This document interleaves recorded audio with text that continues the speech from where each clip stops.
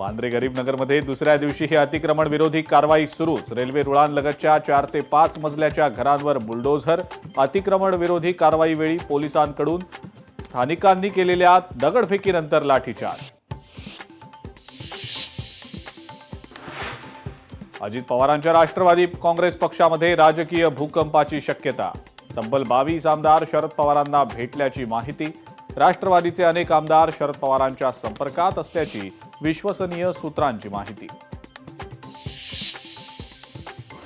शरद पवारांच्या राष्ट्रवादीच्या बैठकीची इनसाइड स्टोरी समोर। विलिनीकरणाबाबत चर्चा झाली, मात्र तुतारी चिन्हावरच पक्षाची यापुढची वाटचाल असावी, नेत्यांचा शरद पवारांसमोर सूर। मी पुन्हा म्हणतो, राहुल गांधी रिजेक्टेड माल आहे। मुख्यमंत्री फडणवीसांची पुन्हा एकदा राहुल गांधींवर घणाघाती टीका। महायुतीमध्ये इंधनावरून एकवाक्यता नाही। देशात 1 महिन्याचा पेट्रोल डिझेलचा साठा असल्याचं भुजबळांचं वक्तव्य, तर देशात पेट्रोल डिझेलचा पुरेसा साठा उपलब्ध असल्याची मुख्यमंत्र्यांची माहिती।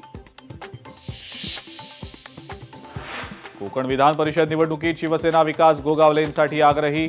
एकनाथ शिंदेंकडे उमेदवारीची मागणी। शिवसेनेच्या भूमिकेमुळे महायुतीमध्ये पुन्हा वादाची शक्यता। पंतप्रधान मोदींनी इटलीच्या पंतप्रधान जॉर्जिया मेलोनींना दिलेल्या मेलडी गिफ्टनं वधारले पार्ले इंडस्ट्रीजचे 5% शेअर। पार्ले इंडस्ट्रीजच्या शेअर्सना लागलं अप्पर सर्किट।